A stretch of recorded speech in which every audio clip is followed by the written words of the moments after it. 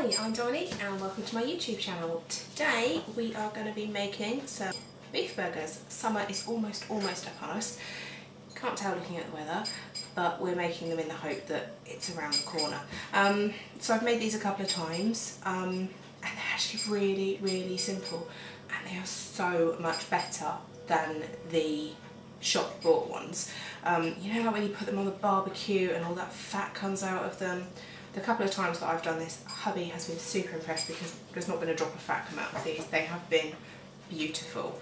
I'm going to just show you a very simple recipe, but obviously you can jazz this up at some point, and I'll tell you when to start putting in extra ingredients. I'm going to be making 2 lots tonight. I'm going to be doing one for you guys, but I'm also going to be making another straight after for hubby because he wants a bit of Stilton in his, and that's fine, he can do that, he's skinny. So for this recipe, to make 2 to 4 burgers, depending on what size, whether you want quarter pounders or nice little patties, you're going to need 250 grams of extra lean beef mince. You're going to need half an onion. You're going to need a couple of tablespoons of garlic, 1 Warburton thins, and an egg. We're not going to use the whole egg though, we're just going to use sort of like half of it, depending on what we need. I've also been out to the garden and chopped some fresh herbs, so we've got some parsley, some oregano, some rosemary, some thyme and some chives. My basil isn't quite ready, so but otherwise I would put a bit of basil in there as well. So yeah, let's get cooking. My burger press, my mum bought me this when I first moved into this house, which was about 4 years ago now, and I've only just started using it this summer. I'm a really bad daughter. But I didn't really know if I had the time or the inclination to make my own. But now I love it. It's quite nice and heavy. It's got these beautiful lines. You can see those lines go that way, and then that's the underside. So you get that proper, when you put them on the barbecue, you get that proper like char-grilled line kind of look because the way they're done. So they're really nice. I'm going to start by doing the onion. We're just going to take the ends off.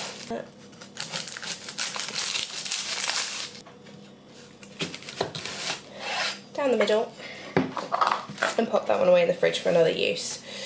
So this way you could do it again, you could do this 2 ways. I'm going to chop mine really finely, but if you wanted you could put this through the food processor along with your breadcrumbs, or you could put it through the grater as well. It doesn't really matter.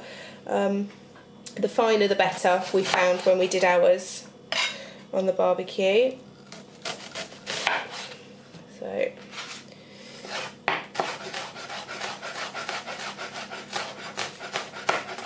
if you didn't want the faff of chopping the onions, you could probably also use garlic granules, and that might be a nice alternative.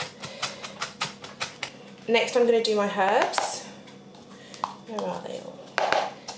It's at times like this I wish that I had one of those herb choppers. Probably need to look into getting one of those. There we go, all the stalks removed, everything needs to be off, all mixed in. I'm just going to really finely chop that as well. All those wonderful smells as they're being mixed together. Oh, it's lovely.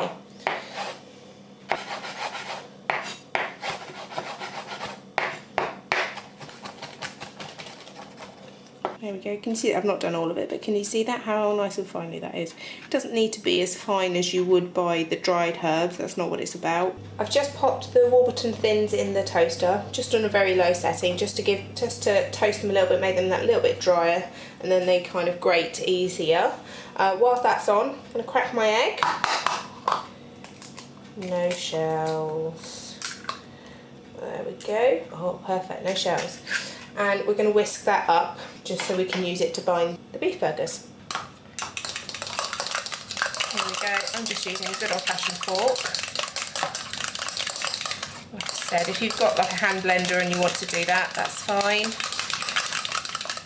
What you want is, you can see kind of the, you can see there it's not mixed. You've really got to get it so it's all mixed. That's looking much better. Running through them much nicely. If it's lumping, it doesn't run through the fork, it's not done. There we go, I'm happy with that. Done our Warburton thins, break them up into smaller bits. Do mind your fingers. Like I said, if you've got a food processor, then that might be a bit better than this. Okay, so you can see we've got our onion in there, herbs in there. Here's the breadcrumbs. I actually switched to a finer grater in the end. They've come out really nice. They're going to go in as well. Garlic goes in next. 1 clove would do it. Okay. One thing I forgot to mention in the ingredients is salt and pepper. It's something I forget quite often. If I haven't mentioned it, feel free to comment below and ask me if it goes in the recipe. Quite often it does. It's always nice as seasoning. Last thing we're going to add is our steak. Now you could use a blender or a food processor. Me, I like doing it the good old-fashioned way. In we go. Really mix those round. Just keep turning it and turning it and turning it. Now at this point, you can kind of, once all the breadcrumbs are starting to be absorbed, you'll be able to figure out whether you're going to need that egg or not. Sometimes even the onion can be quite wet, and obviously mince is quite wet. Because I've done fresh herbs, they've got a bit of a wetness to them, so it might be that you won't need that egg to bind it. But look at that already, isn't that looking nice? You see those fresh herbs running right the way through there, all the way through. Keep going for a couple of minutes until you've really done that mince and really absorbed everything in, and it will start to kind of stick together into a bit of a patty shape itself. So I am going to add just a little bit of egg, not much at all though, it doesn't need much today. There we go, create a little well.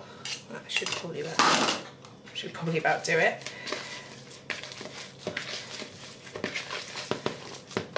There we go. So up until now, this is completely free on filling and healthy, no points in here.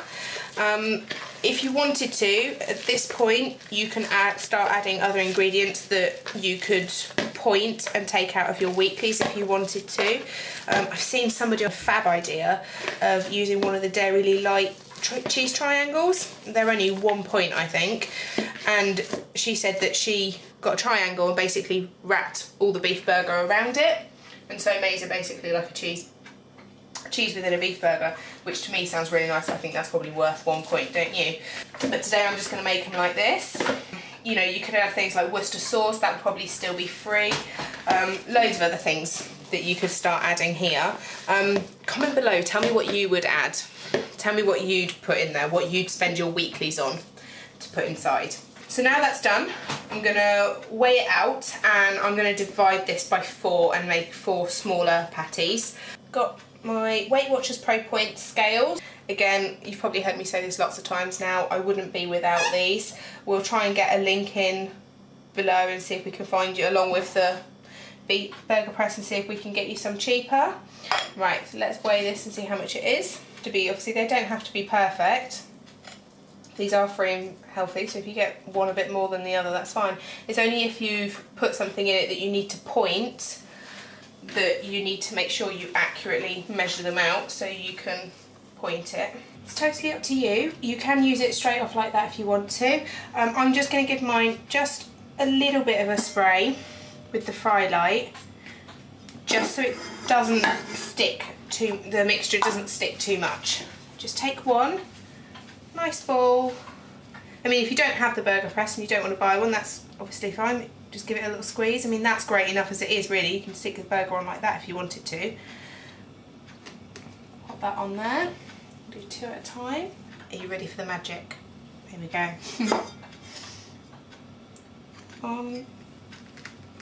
All the way down till it can't go anymore. Might have to give it a little wiggle. There we are. What do we think?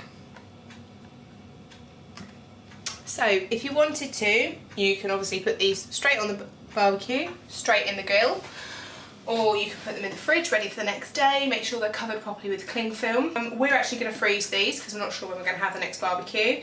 So just use some greaseproof paper to put in between them, just so they don't stick together. And yeah, they should be ready to go. I'm cooking these burgers off for Dominique because clearly barbecuing is a man's job.